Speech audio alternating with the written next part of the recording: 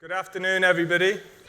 Thank you so much for joining us here today in sunny San Francisco. It's almost like being in Zimbabwe, but not quite the same. Not so many real wild animals.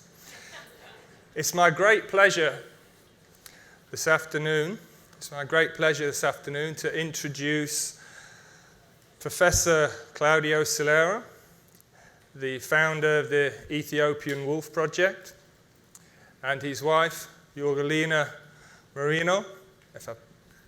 Sorry about the pronunciations, if that's the...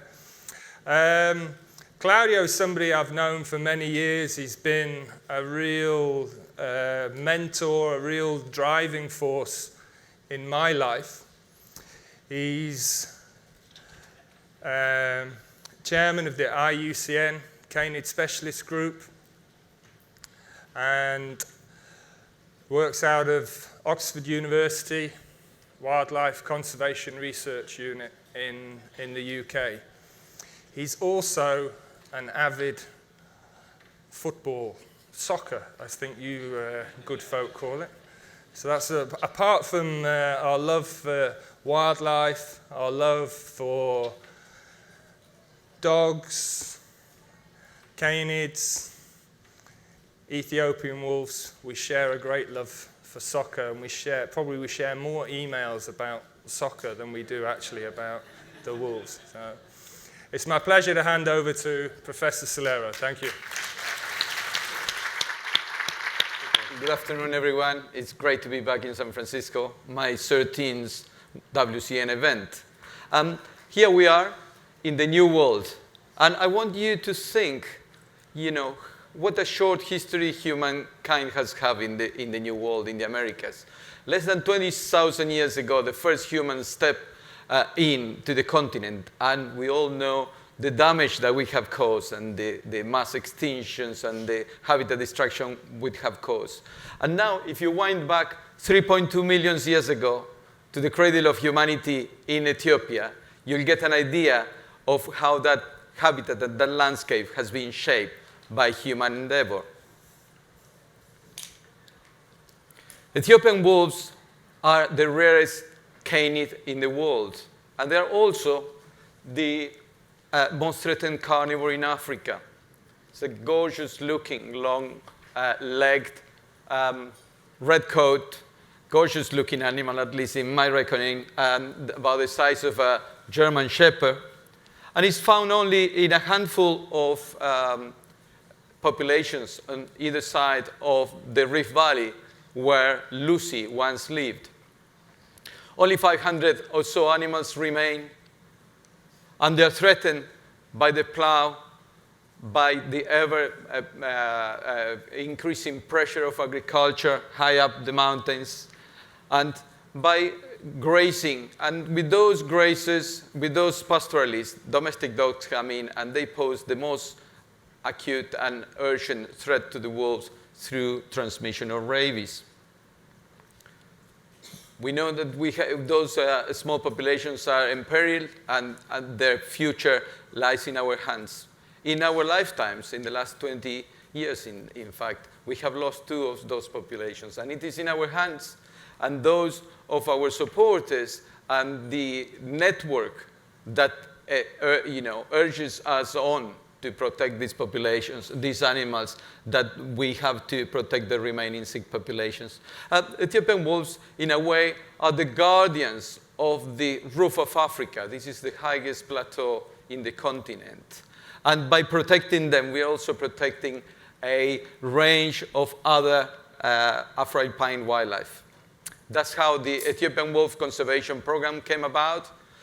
It started by myself in 1987, and I want to reiterate how important it has been for the WCN staff and WS supporters joining us in this journey that has enabled us to do the work we do. And although I paint in a rather negative picture, I believe that through our work with local communities, our work with government agencies to increase the number of protected areas, and our work to reduce rabies and canine distemper in the domestic dog populations, we can make a difference.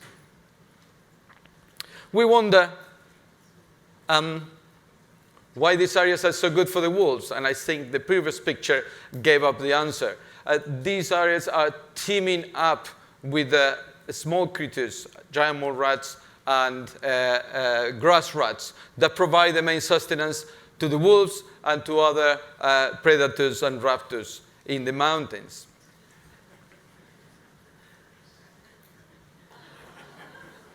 So we could see that these animals do very well by themselves when they're foraging, and that's why people tend to think of them as foxes or wolves in fox clothing. But they live in very large family packs, and those packs give them the safety in numbers and the ability to protect good home ranges to breed successfully.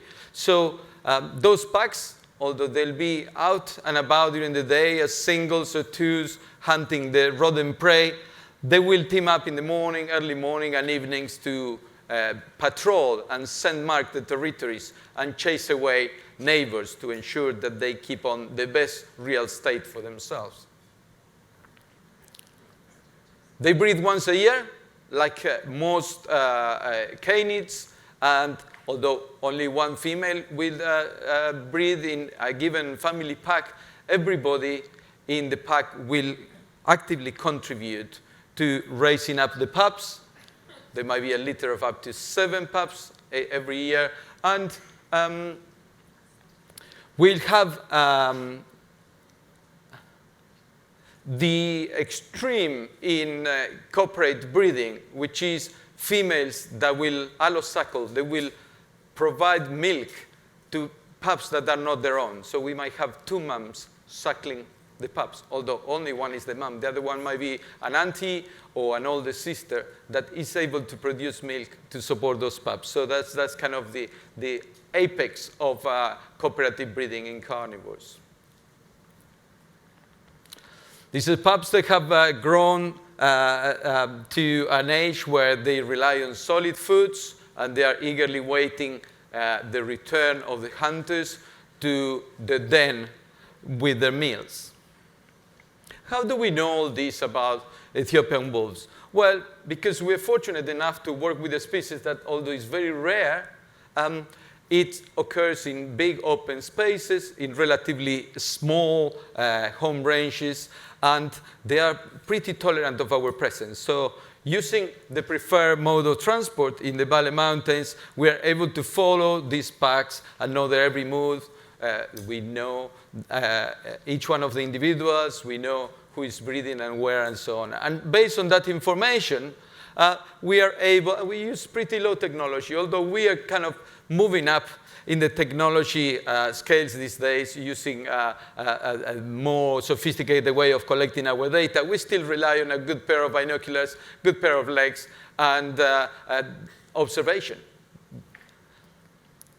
But it is through this monitoring that we are able to know what the most immediate threats to the wolves are.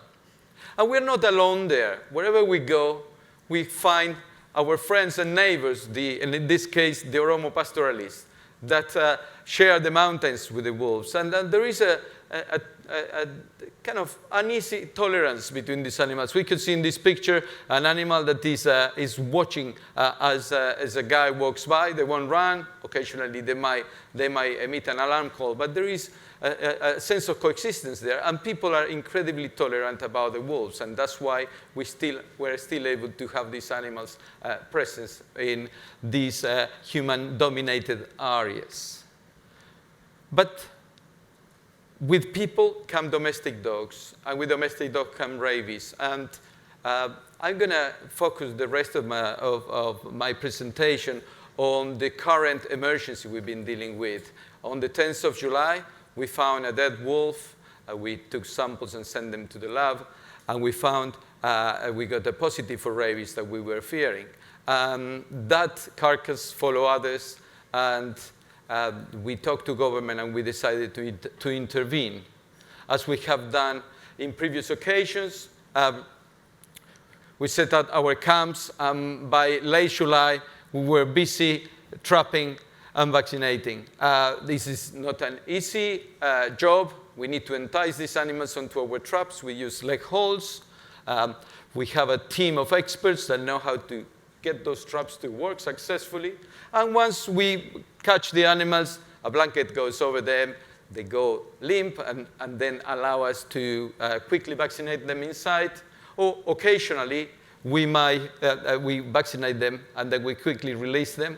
Or occasionally, we might take them to camp for further processing and then we release them. So this is a slow, time-consuming process. We're working in remote areas with harsh weather and so on. But we are able to do that with a great team behind. Here is Sophia that keeps us fed. Life in camp is good. The spirit is great, and nothing better than sharing the local delicacy, ganfo, to keep the team well glued together. It is quite gooey, I have to admit. We have managed to vaccinate to date 67 wolves in 10 packs, and we are doing this by vaccinating packs around the areas worst affected. We have lost 25 animals so far, but for the last 2.5 weeks, we haven't had any mortalities. So we're hoping that the worst of the epidemic would be over and we'll be able to recover from that. And although I focus on the vaccinations through capture, we've also been using an oral vaccine that enable us to access the animals, to reach the animals without the need of capturing them. These are some of the very diverse peoples that live up in the mountains throughout Ethiopia, which are both our greatest challenge, but also our greatest friends. And these are some of our staff that also come from the local communities. So by doing that, we not only generate employment, but also are able to gain the goodwill of the local community. So I just want to pass you on to my dear wife, Jorgelina, who is also a colleague of mine. She's the director of science of our program, and she has focused mostly in the populations in northern Ethiopia. So she's going to be talking to you about her work.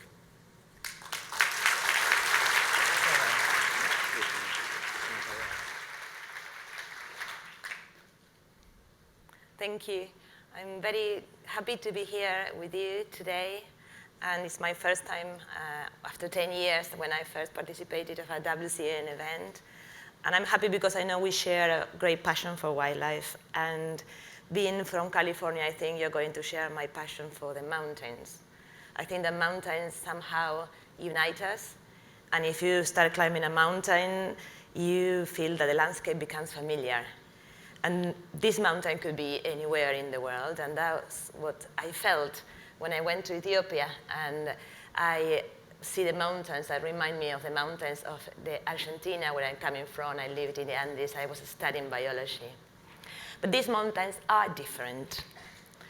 They are unique as the Ethiopian wolf and many other animals and plants that are only found there. And they're unique as well because the rate of habitat loss is very, very fast. Probably you don't know that there are 70 million people in Ethiopia, and most of them live in the highlands. The highlands are fertile. It rains a lot. It's good for agriculture. So the pressure is very high, and agriculture climbs up. As a result, as Claudio mentioned, we've seen ourselves a population to be extinct, and we don't want that to happen anymore. So we do believe that there can be a balance between the needs of the wolves and the needs of the people in the highlands of Ethiopia, and we need to work with the communities. And if we do that all together, we think we can stop other populations from going extinct. And at the same time, the people can have a sustainable livelihood. So I could talk for hours about Ethiopia. I could talk about the Gelada baboon with the bleeding heart that's only found in Ethiopia, or the everlasting helichrysum flowers, which I love, or the giant lobelias that flowers once and then they die. Or even the insects that live in between the leaves of the lobelias. Or about the people They use horses that remind me of Argentina. The people with their livestock, about their needs, about their culture, and about the children. They are the ones that know most about the wolves because they are out in the mountains with the livestock. They spend hours and hours. Or I could speak about the Ethiopian wolf. We know a lot about wolves in Bale, but we know very little about the wolves in other places in North Ethiopia where it's not that good for them. Maybe there are not so many rodents, there are more people. But I can't talk about all of that, so I decided to tell you about my own experience, my discovery of the Northern Highlands, and how that has impacted the work we do today. And it was a few years after I came to Ethiopia that we decided to go on an adventure and to visit all the mountains in the north. And Claudio had been waiting for that because before the political climate wasn't good. It wasn't easy to go. So off we went and we visited every area. We surveyed all the habitat. We walk and walk. We talked to people. And we visited the most amazing landscape. And after that, around the year 2000, we have a better picture of what was going on. And this map in dark shows you what is left of the habitat that is good for the wolves. And that is around 80% of what could be wolf habitat in the past.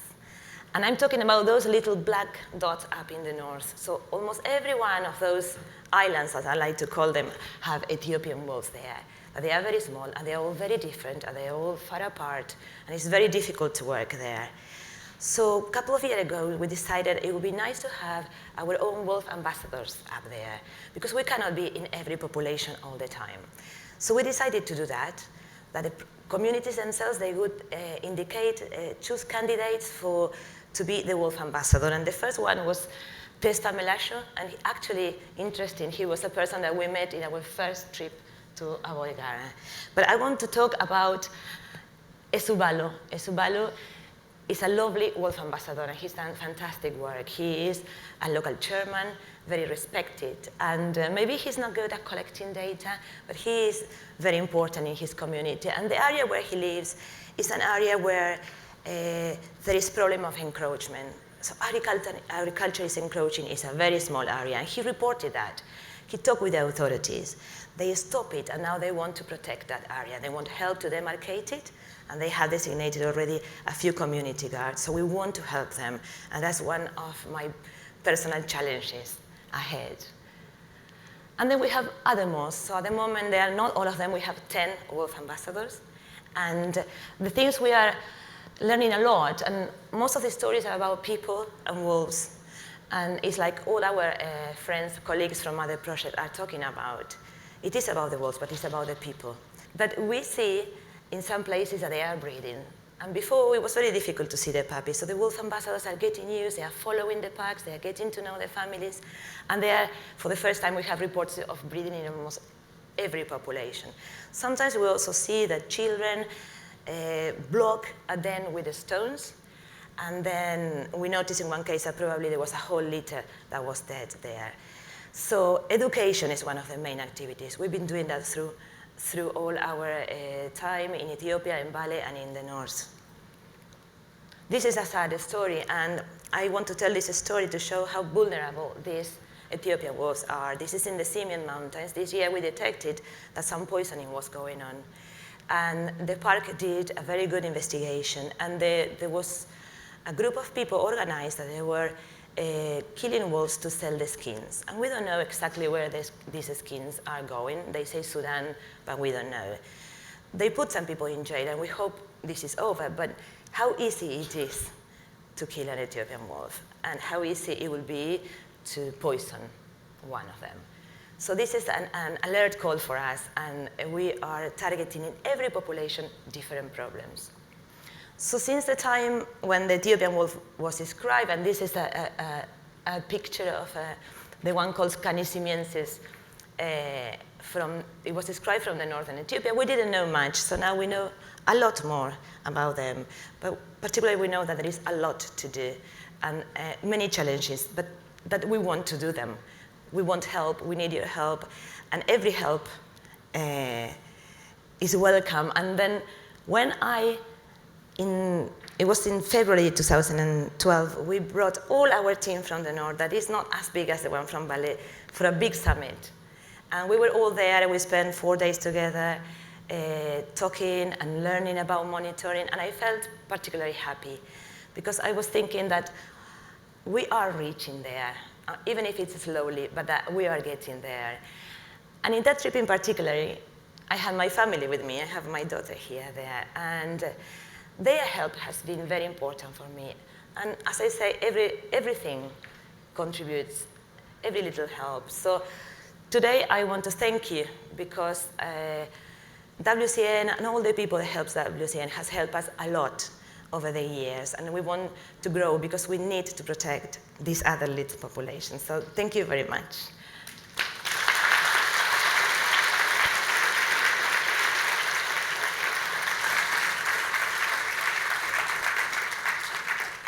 Just to wrap up, I want to tell you about what we think is a sound approach to conservation and protection of Ethiopian wolves.